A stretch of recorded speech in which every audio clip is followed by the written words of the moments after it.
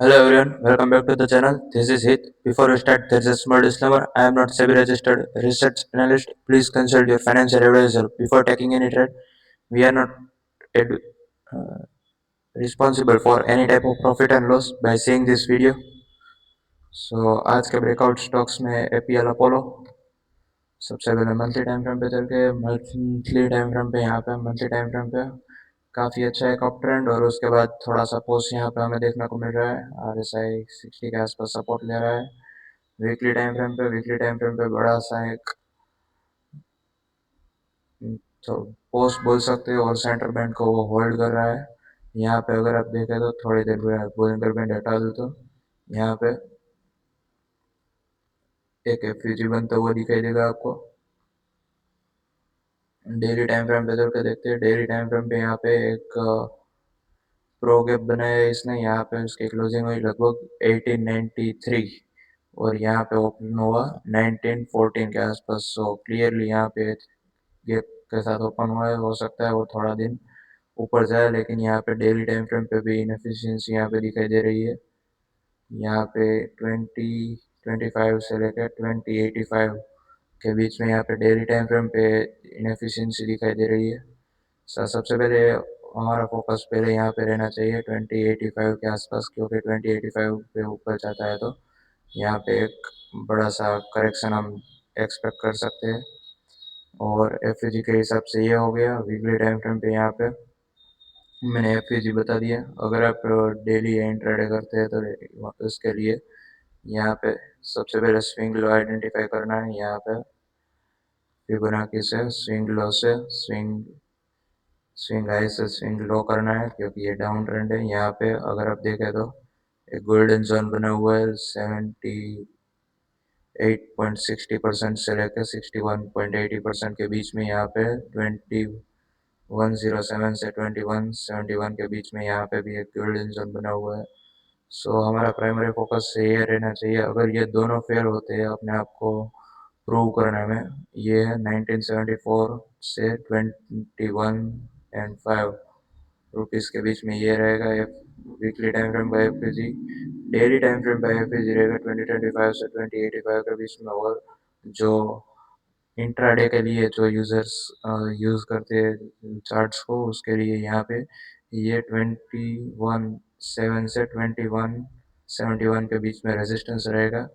अगर यहाँ से इसको, हमारा प्लानिंग ये रहने वाला है बेसिकली, यहाँ पे प्राइस ऊपर जाए तो थोड़ा थोड़ा बहुत यहाँ से पहुँच ले, उसके बाद सीधा यहाँ से लेकर शार्प डाउन ट्रेंड जाए। डाउन ट्रेंड कहाँ तक जाना चाहिए? यहाँ तक वर्स्ट केस में लगभग 1887 के तक, क्योंकि वहाँ ऑर्डर ब्लॉक बना हुआ है। यहाँ अगर आप देखें तो यहाँ लो से ये वाला 1885 से 1922 के बीच में ऑर्डर ब्लॉक बना हुआ है। सो यहाँ पे कर देते हैं ऑर्डर ब्लॉक।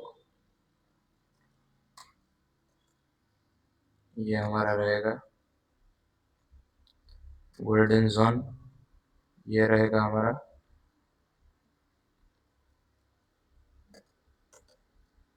एफईजी, जो कि हमने मार्क किया है डेली टाइम फ्रेम से। और ये वाला रहना चाहिए हमारा एक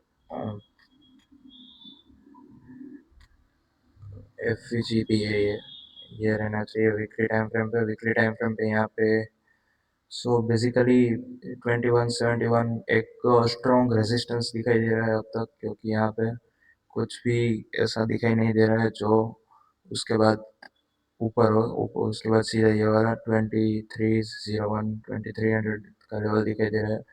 सो ये वाला रेजिस्टेंस स्ट्रॉन्ग रहेगा। 2171 सपोर्ट रहेगा आज का लो, क्योंकि अगर इसको सक्सेस होना है तो आज का लो जो कि है 1896।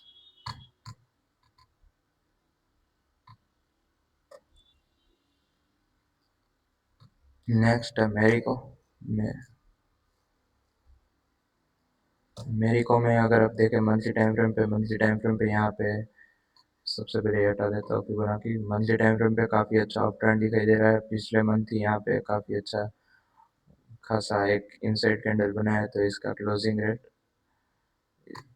इसका ये वाला ओपन और ये जो लो बना हुआ है इसमें। अब तीनों काफ़ी इंपॉर्टेंट लेवल रहने वाले हैं। वीकली टाइम फ्रेम पे यहाँ पे उसी को यहाँ पे इन्वर्टेड हैमर बनाया, उसके बाद जो कंफर्मेशन मिला और लगभग सेंटर बैंड के आसपास वो ट्रेड कर रहा है अभी तक, हैमर बनाया है।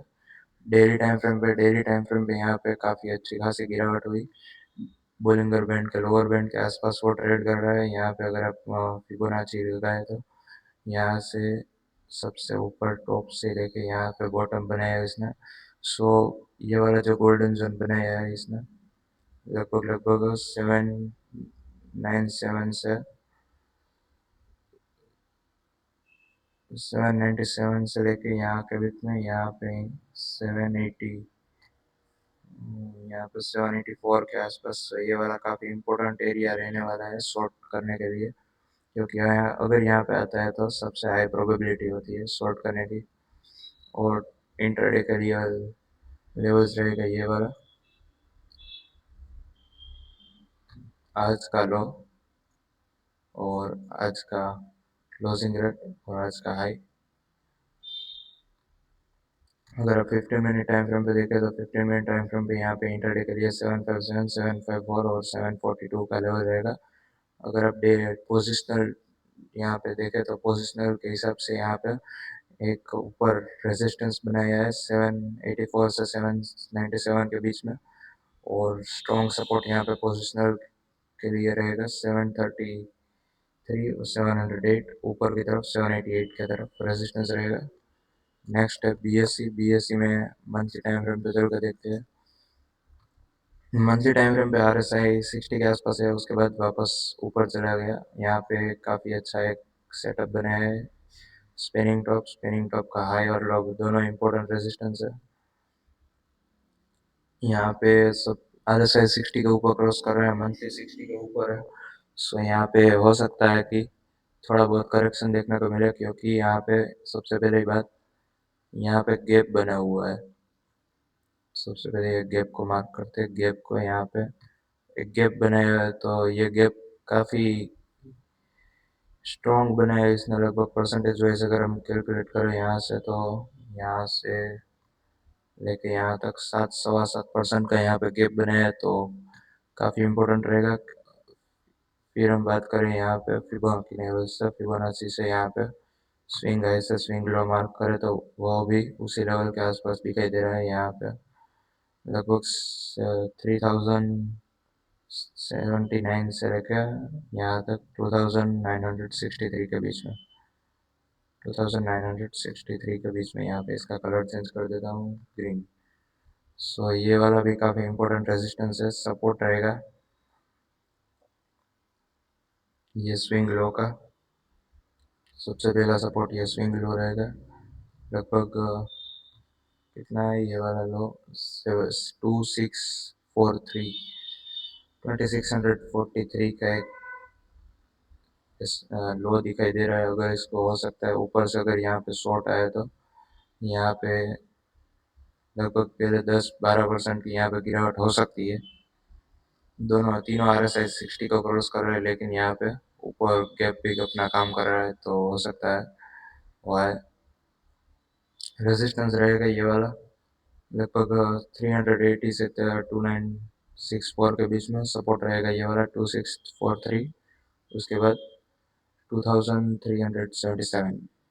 नेक्स्ट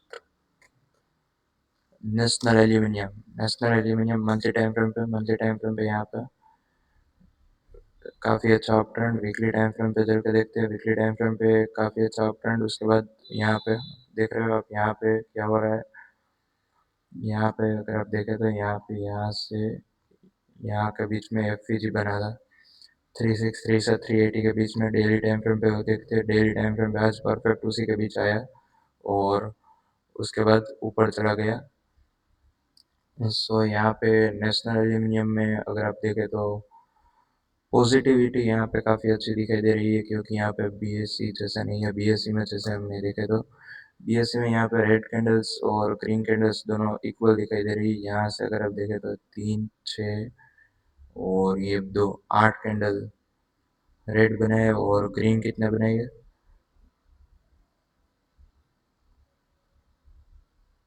लगभग 10 के आसपास ग्रीन बने हैं, तो यहाँ पे 1:1 का रेशियो चल रहा है और यहाँ पे ग्रीन और रेड के बीच में ग्रीन काफ़ी ज़्यादा दिखाई दे रही है। यहाँ पे 3 बड़ी कैंडल और उसके बाद 2 रेड कैंडल, फिर भी यहाँ पे प्रो गैप बना दिया उसने।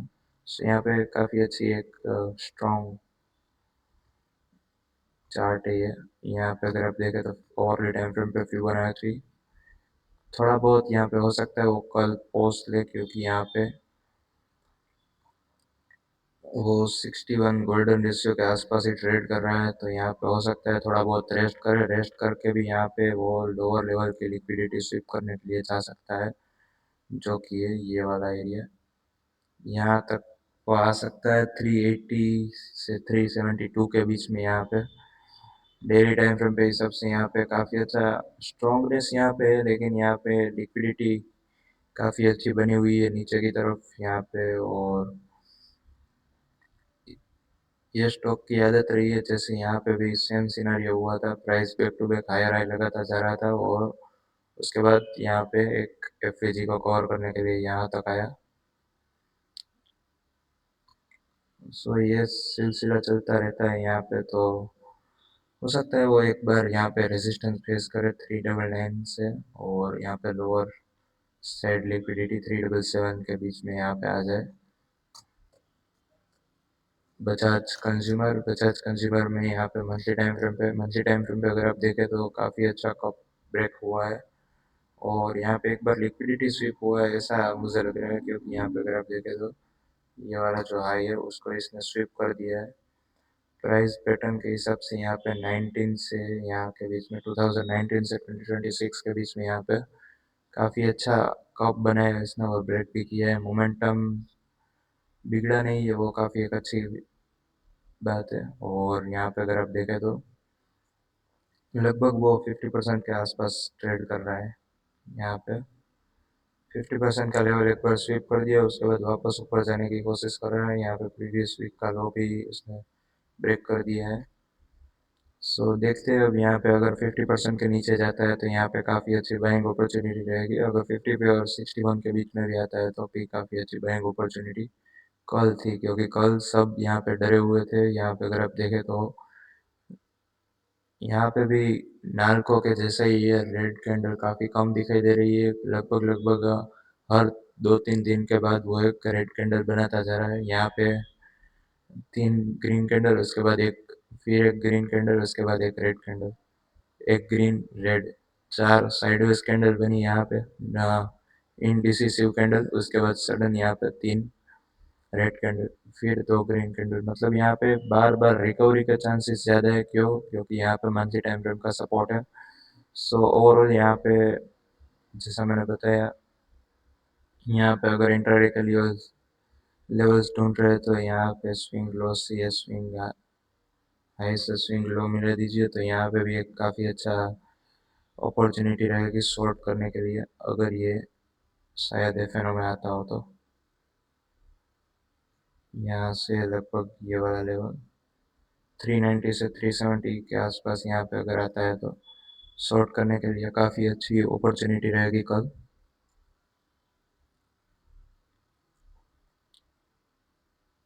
ऑप्शंस में देखते हैं, ऑप्शन में ये स्टॉक नहीं आता है तो कोई बात नहीं, यहाँ पे आप इंट्राडे के लिए भी रख सकते हैं इसको, क्योंकि यहाँ पे लिक्विडिटी भी लोअर टाइम फ्रेम पे बनाया है। यहाँ पे भी एक एफयूजी बनाया है 325 से 329 के बीच में। सो मोटा मोटा यहाँ पे कल के लिए ये वाला लेवल काफ़ी इंपॉर्टेंट रहने वाला है, 390 से 374 और 369 उसको ब्रेक करना चाहिए। अगर ब्रेक नहीं करता है और नीचे की तरफ मूव कंटिन्यू करता है तो देन उस केस में यहाँ पे हमारा लेवल रहेगा 276 से 306 के बीच में।